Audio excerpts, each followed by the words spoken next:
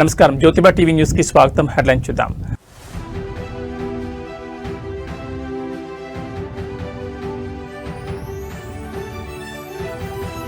ఢిల్లీలో Revanth Reddy mark politics, Amit షాతో కీలక భేటీ.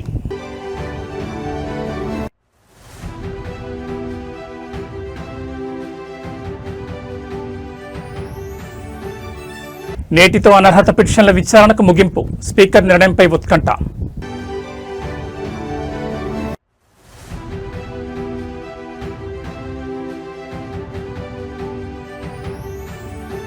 తెలంగాణ రాజ్యసభ బరిలో కాంగ్రెస్ అభ్యర్థులు, నేడు సింఘ్వి, వేం నరేందర్ రెడ్డి నామినేషన్.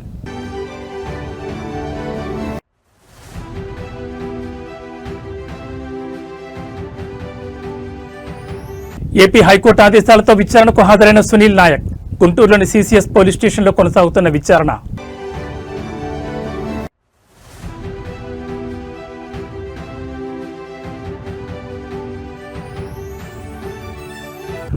ముంబైలో మహాసమరం, ఫైనల్ బెత్ కోసం భారత్ ఇంగ్లాండ్ డి. తెలంగాణ రాష్ట్ర ముఖ్యమంత్రి రేవంత్ రెడ్డి ఢిల్లీలో కేంద్ర హోంశాఖ మంత్రి అమిత్ షాతో భేటీ అయ్యారు. రాష్ట్రానికి సంబంధించిన పలు కీలక భద్రతా అంశాలు, పోలీస్ విభాగ బలోపేతంపై ఈ సమావేశంలో చర్చించారు. ముఖ్యమంత్రి వెంట రాష్ట్ర DGP B Shivadhar Reddy, intelligence additional DGP Vijay Kumar, SIB IGP B Sumathi తదితరులు భేటీలో పాల్గొన్నారు. రాష్ట్రంలో శాంతి భద్రతల పరిరక్షణ కోసం ప్రభుత్వం అమలు చేస్తున్న విధానాలను ఈ సందర్భంగా ముఖ్యమంత్రి రేవంత్ రెడ్డి కేంద్ర మంత్రికి వివరించారు. ముఖ్యంగా ఈగల్ ఫోర్స్ కార్యకలాపాలు, సైబర్ నేరాలను, సైబర్ సవాళ్లను ఎదుర్కోవడంలో తెలంగాణ సైబర్ సెక్యూరిటీ బ్యూరో పోషిస్తున్న క్రియాశీలక పాత్రను ముఖ్యమంత్రి ప్రస్తావించారు. ఈ మధ్య హైదరాబాద్, సైబరాబాద్, మల్కాజ్గిరి కమిషనరేట్లను పునర్వ్యవస్థీకరణ చేసి కొత్తగా ఫ్యూచర్ సిటీ కమిషనరేట్ ను ఏర్పాటు చేసిన విషయాన్ని కేంద్ర హోంమంత్రికి వివరించారు. ఈ కారణం తెలంగాణకు ఇంకా ఎక్కువ ఐపీఎస్ అధికారుల అవసరాన్ని వివరించి తెలంగాణ ఐపీఎస్ క్యాడర్ సంఖ్యను పెంచాల్సిన అవసరాన్ని తెలిపారు. అంతేకాకుండా శరవేగంగా పెరుగుతున్న హైదరాబాద్ జనాభా దృష్ట్యా పరిపాలన సౌలభ్యం కోసం తెలంగాణకు అదనంగా ఐపీఎస్ అధికారుల కేటాయింపు అత్యవసరమని, ఈ దిశగా కేంద్ర హోంశాఖ సానుకూల నిర్ణయం తీసుకోవాలని రేవంత్ రెడ్డి కోరారు. అదేవిధంగా రాష్ట్రంలో ఈ మధ్య అజ్ఞాతాన్ని వీడి బయటకు వచ్చిన మావోయిస్ట్ నాయకుల విషయం కూడా చర్చకొచ్చింది. మిగిలిన మావోయిస్ట్ నాయకుల లొంగుబాటు, వారి పునరావాసానికి సంబంధించిన విషయాలను సీఎం ఈ సమావేశంలో వివరించారు.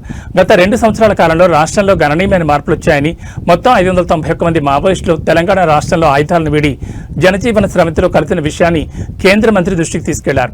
ఇటీవల కాలంలో పలువురు మావోయిస్టు అగ్రనేతలు కూడా సాధారణ జీవితం గడిపేందుకు ముందుకు రావడం శుభపరిణామని, వీరందరికీ ప్రభుత్వం తరపున కల్పిస్తున్న సౌకర్యాలను వివరించారు. వెనుకబడిన ప్రాంతాల్లో అభివృద్ధి పనులకు కేంద్రం నుంచి అందాల్సిన సహకారంపై కూడా చర్చించారు. దీంతో పాటు రాష్ట్రానికి రావాల్సిన ప్రాజెక్టుల గురించి కూడా అమిత్ షాతో రేవంత్ రెడ్డి చర్చించారు.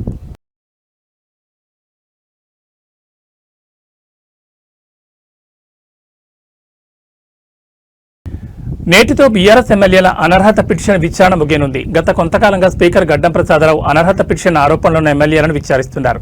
గత ఎన్నికల్లో బీఆర్ఎస్ నుంచి గెలిచి కాంగ్రెస్ పార్టీకి మారారని 10 మంది ఎమ్మెల్యేలపై విచారణను స్పీకర్ చేపట్టారు. సుప్రీంకోర్టు ఆదేశాల్లో విచారణను వేగవంతం చేశారు.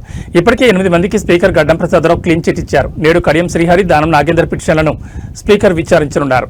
మధ్యాహ్నం 2:30 గంటలకు స్పీకర్ ఛాంబర్లో విచారణ.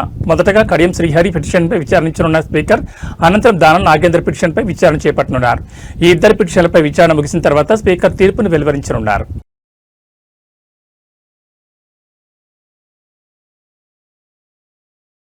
తెలంగాణ రాష్ట్రం నుండి ఖాళీ అయిన 2 రాజ్యసభ స్థానాలకు కాంగ్రెస్ పార్టీ అభ్యర్థులు ఈ రోజు నామినేషన్స్ వేయనున్నారు.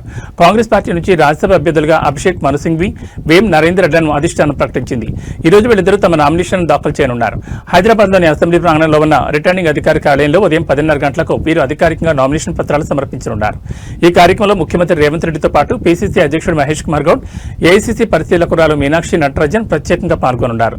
వీరితో పాటు రాష్ట్ర మంత్రివర్గ సహచరులు, ఎంపీలు, ఎమ్మెల్యేలు భారీ సంఖ్యలో హాజరై అభ్యర్థులకు మద్దతు తెలుపనున్నారు.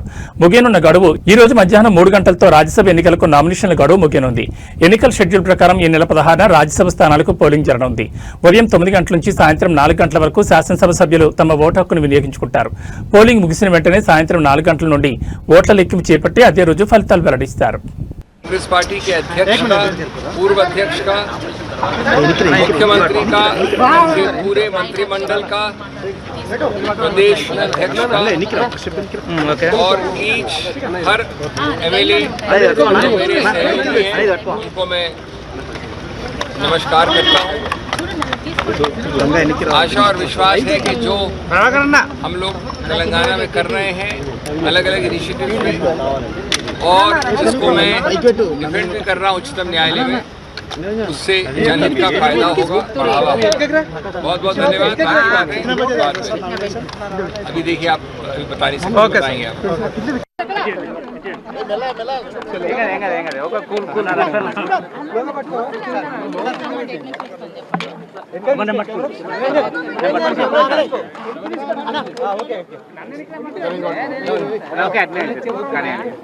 ఈ అవకాశం కల్పించిన కాంగ్రెస్ పార్టీ అధిష్టానానికి, ముఖ్యంగా ఏఐసిసి అధ్యక్షులు శ్రీ మల్లికార్జున ఖర్గే గారికి, సోనియా గాంధీ గారికి, రాహుల్ గాంధీ గారికి, కేసీ వేణుగోపాల్ గారికి, ఈ రాష్ట్ర ముఖ్యమంత్రి పెద్దలు రేవంత్ రెడ్డి గారికి, పిసిసి అధ్యక్షులు మహేష్ కుమార్ గౌడ్ గారికి, పెద్దలు బట్టి విక్రమార్క గారికి, రాష్ట్ర మంత్రివర్గము, శాసనసభ్యులు, పార్లమెంట్ సభ్యులు, రాజ్యసభ సభ్యులు, ఎమ్మెల్సీలు, ముఖ్యంగా రాష్ట్రంలో ఉన్న కాంగ్రెస్ పార్టీ నాయకులు, కార్యకర్తలు అందరి సహకారంతో ఇవాళ రాజ్యసభ అభ్యర్థిగా, కాంగ్రెస్ పార్టీ అభ్యర్థిగా నాకు అవకాశం కల్పించినందుకు అందరికీ పేరు పేరున నా హృదయపూర్వక కృతజ్ఞతలు, నమస్కారాలు. Thank you. పార్టీ ఆశీర్వాదం. ఏపీ రాజకీయాల్లో సంచలనం సృష్టించిన ప్రస్తుత డిప్యూటీ స్పీకర్ రఘురామ కృష్ణరాజుపై కస్టడీలో హత్యాయత్నం కేసులో కీలక పరిణామం చోటు చేసుకుంది. ఈ కేసులో 7వ నిందితుడిగా ఉన్న బీహార్ క్యాడర్ ఐపీఎస్ అధికారి సునీల్ నాయక్ ఎట్టకేలకు పోలీసులకు విచారణకు హాజరయ్యారు. ఏపీ హైకోర్టు ఆదేశాల మేరకు ఆయన గుంటూరులోని సీసీఎస్ పోలీస్ స్టేషన్లో దర్యాప్తు అధికారి, విజయనగరం ఎస్పీ దామోదర్ ఎదుట విచారణకు హాజరయ్యారు. నేటి నుంచి ఈ నెల 9వ తేదీ వరకు సునీల్ నాయక్ను పోలీసులు సుదీర్ఘంగా విచారించనున్నారు. గత వైసీపీ ప్రభుత్వ హయాంలో 2021 మే నెలలో నరసాపురం ఎంపీగా ఉన్న రఘురామ కృష్ణరాజును హైదరాబాద్లోని ఆయన నివాసంలో అరెస్ట్ చేసి గుంటూరు సిఐడి కార్యాలయానికి తరలించిన సంగతి తెలిసిందే. ఆ రోజు రాత్రంతా ఆయనను సిఐడి కార్యాలయంలోనే ఉంచారు. ఆ సమయంలో సిఐడి డీఐజీగా ఉన్న సునీల్ నాయక్ ఆ రాత్రి వేళ పలుమార్లు సిఐడి ప్రాంతీయ కార్యాలయానికి వెళ్లినట్లు దర్యాప్తులో ఆధారాలు లభించాయి. దీంతో ఆయనను ఈ కేసులో A7 గా చేర్చారు. విచారణకు రావాలంటూ పలుమార్లు నోటీసులు ఇచ్చినా ఆయన హాజరు కాలేదు. ఈ క్రమంలో సునీల్ నాయక్ను అరెస్ట్ చేసేందుకు పోలీసులు పాట్నా వరకు వెళ్లిన సాంకేతిక కారణాల వల్ల తీసుకురాలేకపోయారు. అయితే ముందస్తు బెయిల్ కోసం ఏపీ హైకోర్టును ఆశ్రయించిన సునీల్ నాయక్ నిరాశెదురైంది. విచారణకు హాజరు కావాలని హైకోర్టు ఆదేశించింది. దీంతో ఆయన ఈ రోజు విచారణకు హాజరయ్యారు. సాయంత్రం 5 గంటల వరకు సాగే ఈ విచారణలో ఆ రాత్రి జరిగిన పరిణామాలపై పోలీసులు ఆయన ప్రశ్నిస్తున్నారు. 9వ తేదీ వరకు విచారణ కొనసాగనుంది. అల్లూరు సీతారామరాజు జిల్లా అరకులో వైఎస్ఆర్ కాంగ్రెస్ పార్టీ అధినేత మాజీ ముఖ్యమంత్రి వైఎస్ జగన్మోహన్ రెడ్డి పర్యటన రాజకీయంగా పెనుదుమారం రేపుతోంది. ఒక ప్రైవేట్ వేడుక కోసం వచ్చినప్పటికీ ఆయనను చూసేందుకు జనసందోహం పోటెత్తింది. అరకు ఎమ్మెల్యే రేగ మత్స్యలింగం కుమారుడి వివాహ వేడుకకు వైఎస్ జగన్ హాజరయ్యారు. నూతన వధువులను ఆశీర్వదించి ఎమ్మెల్యే కుటుంబ సభ్యులతో కాసేపు గడిపారు. జగన్ వస్తున్నారన్న సమాచారంతో అల్లూరు జిల్లా నలుబోల నుంచి భారీగా అభిమానులు, కార్యకర్తలు తరలివచ్చారు. రోడ్లన్నీ జనసంద్రంగా మారాయి.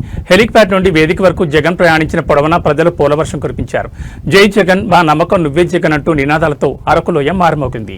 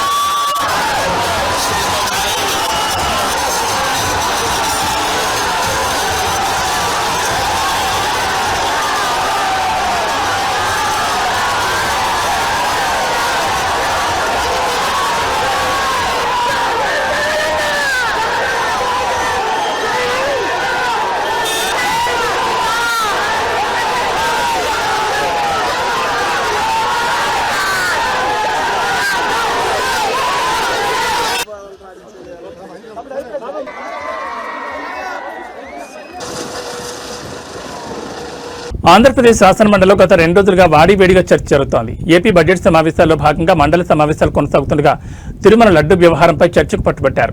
ఈ క్రమంలో నిన్న తిరుమల లడ్డు వ్యవహారంపై వాడివేడి చర్చ జరగా ఈ రోజు టీటీడీ చైర్మన్ బీఆర్ నాయుడును తొలగించాలని డిమాండ్ చేస్తూ మండలిలో వైసీపీ సభ్యులు వాయిదా తీర్మానమిచ్చారు. దీనిపై వెంటనే విచారణ చేపట్టాలని డిమాండ్ చేస్తూ ఈ రోజు సభ ప్రారంభం కాగానే ఆందోళన చేపట్టారు. దీంతో మండలి చైర్మన్ సభను వాయిదా వేశారు. అనంతరం వైసీపీ సభ్యులు ప్లకార్డులు పట్టుకుని మండలి చైర్మన్ పోడియం చుట్టుముట్టి నిరసన వ్యక్తం చేశారు. దీంతో సభలో అంతా గందరగోళ పరిస్థితి నెలకొంది.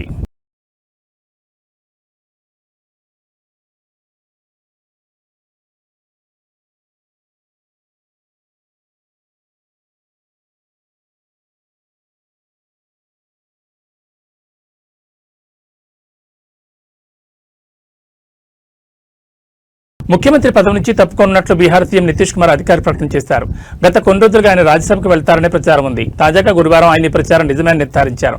గత 2 దశాబ్దాలకు పైగా మీరు నాపై ఉంచిన విశ్వాసం, మద్దతు నిరంతరం కొనసాగుతోంది. అదే పనంతో మేము బీహార్ రాష్ట్రానికి మీ అందరికీ సంపూర్ణ నిబద్ధతతో సేవ చేయగలిగాం. మీ విశ్వాసం, మద్దతు వల్లే బీహార్ ఈ రోజు అభివృద్ధి మరియు గౌరవానికి కొత్త ప్రమాణాలను నెలకొల్పుతోంది. ఇందుకు నేను గతంలో కూడా మీ అందరికీ పలుమార్లు కృతజ్ఞతలు తెలిపాను. నా పార్లమెంటరీ జీవితాన్ని ప్రారంభించినప్పటి నుంచి ఒక కోరిక నా మనసులో ఉంది. బీహార్ శాసనమండలి 2 సభలతో పాటు పార్లమెంట్లో 2 సభల సభ్యుడిగా కూడా ఉండాలని ఆశించాను. ఆ క్రమంలో ఈసారి జరుగుతున్న ఎన్నికల్లో రాజ్యసభ సభ్యుడిగా మారాలని కోరుకుంటున్నాను. మీతో నా ఈ అనుబంధం భవిష్యత్తులో కూడా అలాగే కొనసాగుతుందని నేను పూర్తి నిజాయితీతో హామీ ఇస్తున్నాను. మీ అందరితో కలిసి అభివృద్ధి చెందిన బీహార్ నిర్మాణం అనే సంకల్పం అలాగే కొనసాగుతుంది. కొత్తగా ఏర్పడే ప్రభుత్వానికి నా పూర్తి సహకారం మరియు మార్గదర్శకం ఉంటుందని ఆయన అధికారిక ప్రకటన చేశారు. రాజ్యసభ సభ్యుడిగా నితీష్ కుమార్ వెళ్లిన తర్వాత రాష్ట్రంలో కొత్త సీఎంగా బీజేపీ నేత ఉండబోతున్నారు. మరోవైపు నితీష్ కుమారుడు నిశాంత్ డిప్యూటీ సీఎం అయ్యే అవకాశం ఉంది. బీహార్ కొత్త సీఎంగా సామ్రాట్ చౌదరి బాధ్యతలు చేపట్టొచ్చని తెలుస్తోంది. तो आज जितना लोग बोल रहे हैं, जब उनकी पार्टी केंद्र में थी, हम तो 10 के बाद से शुरू किए हुए थे। लगातार सब जगह कितना आंदोलन, पटना, दिल्ली, कहाँ नहीं कितना हुआ सब आप जानते हैं। और हम लोग कर रहे थे, लोग जितना काम करवाए उसको देखने के लिए आए, तो हम आज नहीं कराए। 14 के बाद तो लोग फिर अलग हट गए, तो नहीं कराए, कितनी भी कोशिश किए थे।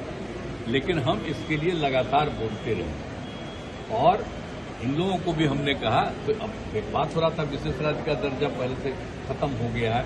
हम लोगों ने ही कह दिया कि विशेष राज्य का दर्जा दीजिए या विशेष अधिकार के लिए मदद दीजिए। यहाँ के लिए जो जरूरत है बिहार के लिए, क्योंकि बिहार को भी आगे बढ़ना है। तो बहुत कुछ किया है, आप जानते हैं कैसे बुरा हाल था पहले।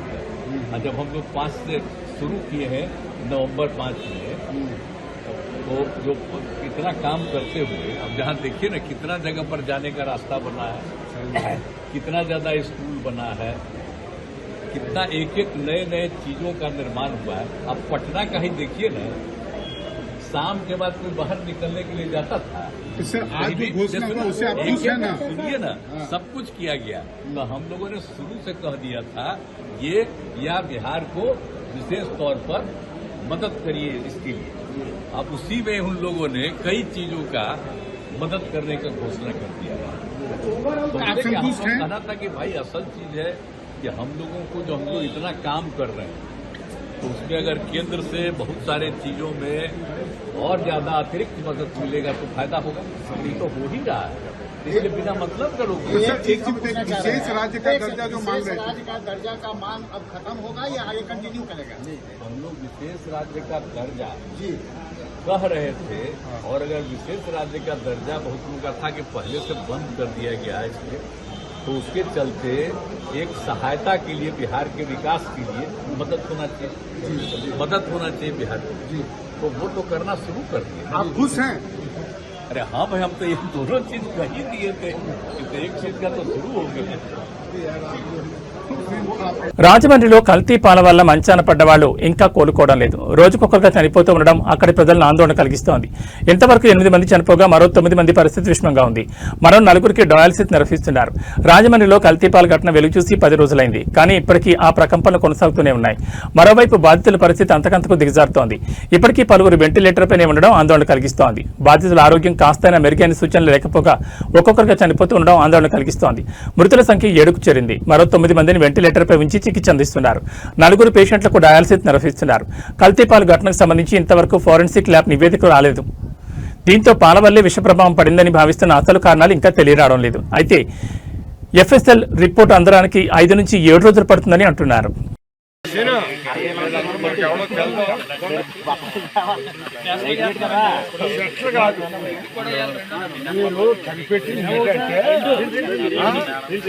మేడం గారే ఒకటి నెంబర్ అంటే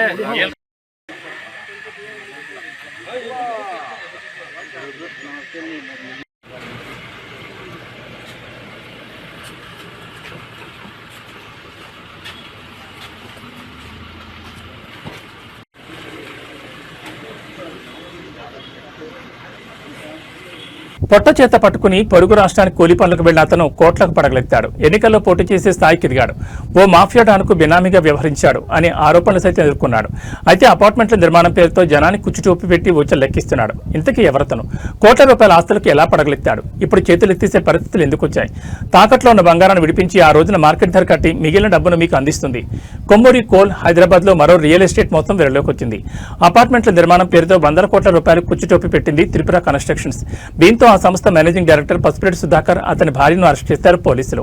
మరోవైపు సుధాకర్ కూతురు అల్లుడు పరారులో ఉన్నారు. ఇంతకీ ఎవరి పసుపురెడ్డి సుధాకర్? అతని బ్యాక్గ్రౌండ్ ఏమిటని ఆరా తీస్తే ఆశ్చర్యం కలిగించే విషయాలు వెలుగులోకి వచ్చాయి. నెల్లూరు జిల్లా కావలికి చెందిన పసుపురెడ్డి సుధాకర్ 5వ తరగతి వరకే చదువుకున్నాడు. భవన నిర్మాణ కార్మికుడిగా సెంటరింగ్ మేస్త్రిగా పనిచేశాడు. నెల్లూరులో బతకలేక తెలంగాణకు మక్కం మార్చాడు. ఇళ్ల నిర్మాణంలో కిటుకులు నేర్చుకున్నాడు. అంచెలంచెలుగా ఎదిగాడు. త్రిపుర కన్స్ట్రక్షన్స్ కంపెనీ పెట్టాడు. కోట్ల రూపాయలు కళ్లారా చూశాడు. కావలిలో 100 ఎకరాలకు పైగా భూములు కొనుగోలు చేశాడు. డబ్బుకు కొదవలేదు కాబట్టి పొలిటీషియన్ కావాలనుకున్నాడు. ఏమాత్రం ఆలస్యం చేయకుండా ఎన్నికల్లో పోటీకి చకచకా పావులు కదిపాడు.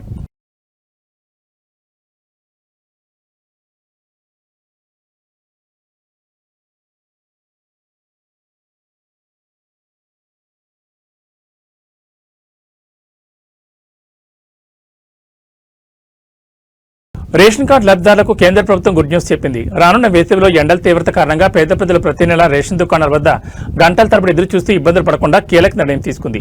ఏప్రిల్, మే, జూన్ నెలలకు సంబంధించిన రేషన్ బియ్యం ఒకేసారి పంపిణీ చేయాలని కేంద్ర పౌర సరఫరాల శాఖ అన్ని రాష్ట్రాలకు బుధవారం ఆదేశాలు జారీ చేసింది. మార్చి మొదటి వారం నుంచి ఎండలు పెరగడం, రాబోయే రోజుల్లో మరింత తీవ్రతరమవుతాయని వాతావరణ శాఖ హెచ్చరికలు జారీ చేయడంతో లబ్ధిదారుల కోసం ముందుగా బియ్యం పంపిణీకి శ్రీకారం చుట్టారు. ఈ నిర్ణయంతో తెలంగాణలో సుమారుగా 3.20 కోట్ల మందికి ముందస్తుగా బియ్యం పంపిణీ జరగనుంది.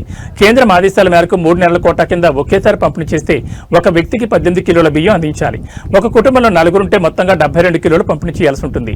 జాతీయ ఆహార భద్రతా చట్టం కింద కేటాయించిన ఆహార ధాన్యాలను జూన్ 2026 వరకు ముందుగానే సేకరించి లబ్ధిదారులకు వెంటనే పంపిణీ చేయాలని కేంద్ర ప్రభుత్వం అన్ని రాష్ట్రాలు, కేంద్రపాలిత ప్రాంతాలను ఆదేశించింది. రాబోయే ఆహార ధాన్యాల సేకరణ సీజన్లో రాష్ట్రాలు, కేంద్రపాలిత ప్రాంతాలు ఎదుర్కొనే లాజిస్టికల్ నిల్వ సవాళ్లను దృష్టిలో ఉంచుకుని వినియోగదారుల వ్యవహారాలు, ఆహారం, ప్రజా పంపిణీ మంత్రిత్వ శాఖ ఆధ్వర్యంలోని ఆహార ప్రజా పంపిణీ శాఖ ఈ మేరకు 3 నెలల రేషన్ ఒకేసారి ఇవ్వాలని ఆదేశాలు జారీ చేసింది. ఏప్రిల్ నుంచి జూన్ 2026 వరకు కేటాయించిన ఆహార ధాన్యాలను ముందుగానే సేకరించి అర్హులైన లబ్ధిదారులకు పంపిణీ చేయాలని కేంద్రం అన్ని రాష్ట్రాలు, యూటీలను ఆదేశించింది.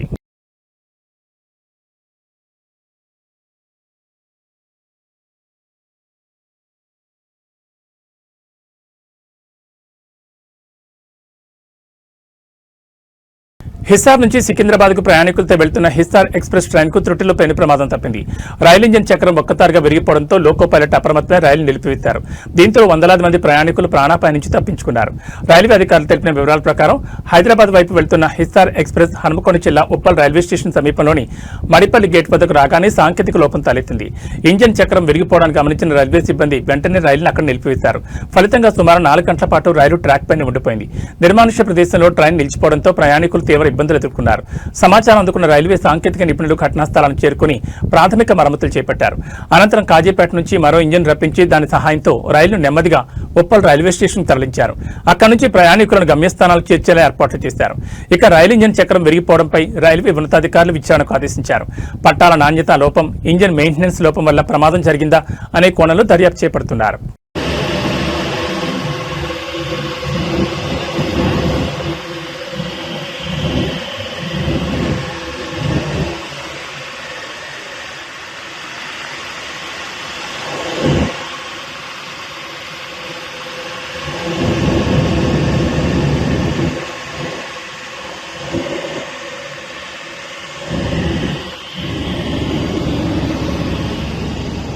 నెల్లూరు జిల్లా బోగోలు మండలంలో తీవ్ర కలకలం రేగింది. శ్రీ ప్రసన్న వెంకటేశ్వర స్వామి తెప్పోత్సవంలో ఊహించని అపశృతి చోటు చేసుకుంది. భక్తుల కోలాహల మధ్య జరుగుతున్న ఉత్సవంలో ఒక్కసారిగా తెప్ప పక్కకు ఒరిగిపోవడంతో భక్తులందరూ నీడలోకి పడిపోయారు. నిర్దేశించిన సామర్థ్యం కంటే విపరీతంగా అంటే దాదాపు 80 మందికి పైగా భక్తులు ఒకేసారి తెప్పపైకి ఎక్కడం ఈ ప్రమాదానికి ప్రధాన కారణమని తెలుస్తోంది. బరువు ఎక్కువడంతో బ్యాలెన్స్ తప్పిన తెప్ప చెరువులో ఒక పక్కకు మునిగిపోయింది. దీంతో ఒక్కసారిగా అక్కడ భయాందోళన నెలకొన్నాయి. ప్రాణాపాయ స్థితిలో ఉన్నప్పటికీ భక్తులు తమ ఆరాధ్య దైవాన్ని విడవలేదు. తెప్ప మునిగిపోతుండటంతో స్వామివారి విగ్రహాన్ని భక్తులు తమ చేతులతోనే మోస్తూ నీటిలో నడుచుకుంటూ ఊరేగింపులు పూర్తి చేశారు. ప్రస్తుతం అందుతున్న సమాచారం ప్రకారం నీటిలో పడ్డ భక్తులందరూ సురక్షితంగా బయటపడ్డారని తెలుస్తోంది. అయితే ఇలాంటి ఉత్సవాల సమయంలో కనీస భద్రతా ప్రమాణాలు పాటించకపోవడంపై స్థానికంగా విమర్శలు వ్యక్తమవుతున్నాయి. ఇంత పెద్ద ఎత్తున భక్తులు వస్తున్నప్పుడు అధికారులు, నిర్వాహకులు ఎందుకు అప్రమత్తంగా లేరనే ప్రశ్నలు తలెత్తున్నాయి.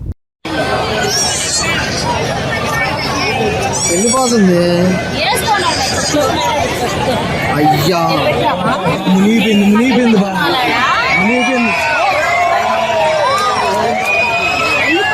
లైట్లు ఆపేయాలి.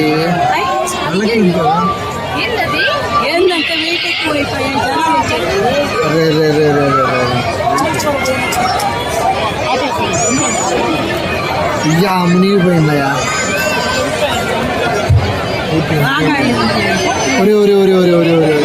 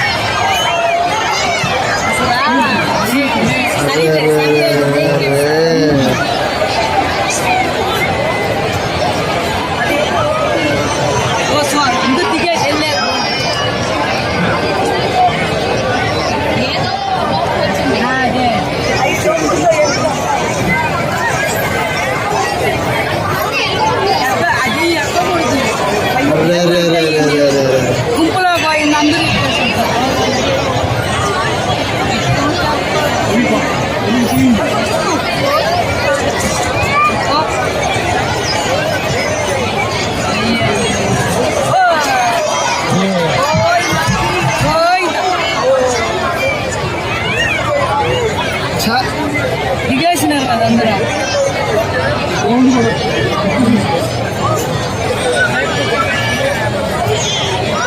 అందరూ బయటకు వచ్చేసారా? అందరూ వచ్చేసినారు. దేవుణ్ణి కూడా తీసేసినారు. ఏదో లోపం మామూలుగా ఏంటంటే అటు ఇటు. T20 వరల్డ్ కప్ 2026లో మరో ఉత్కంఠభరిత ఘట్టానికి సమయం ఆసన్నమైంది. టోర్నీ సెమీఫైనల్ 2లో నేడు భారత్, ఇంగ్లాండ్ జట్లు తలపడనున్నాయి. ముంబైలోని వాంకడే స్టేడియం వేదికగా జరిగే ఈ పోరు ఫైనల్ బెత్తును ఖరారు చేయనుంది. ఈ మ్యాచ్లో ఏ జట్టు గెలుస్తుందో ఫైనల్లో న్యూజిలాండ్తో టైటిల్ పోరుకు సిద్ధమవుతుంది. ఇకపోతే సూర్యకుమార్ యాదవ్ నాయకత్వంలో టీమిండియా, హ్యారీ బ్రూక్స్ సారథ్యంలో ఇంగ్లాండ్ బరిలో దిగనున్నాయి.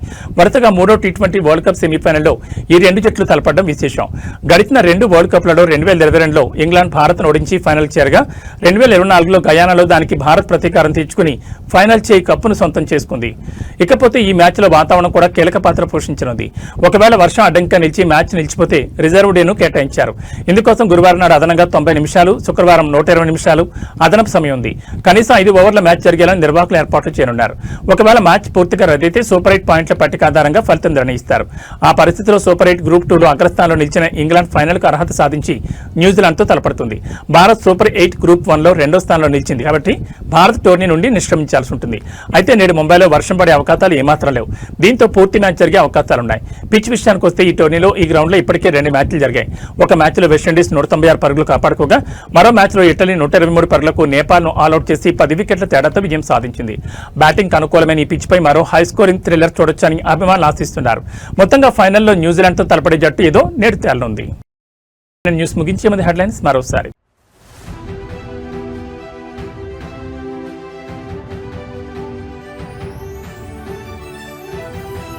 ఢిల్లీలో రేవంత్ రెడ్డి మార్క్ పాలిటిక్స్, అమిత్ షాతో కీలక భేటీ.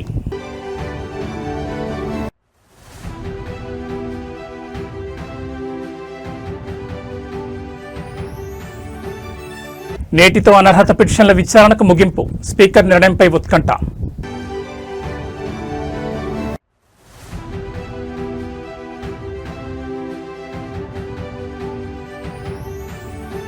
తెలంగాణ రాజ్యసభ బరిలో కాంగ్రెస్ అభ్యర్థులు నేడు సింఘ్వి, వేం నరేందర్ రెడ్డి నామినేషన్.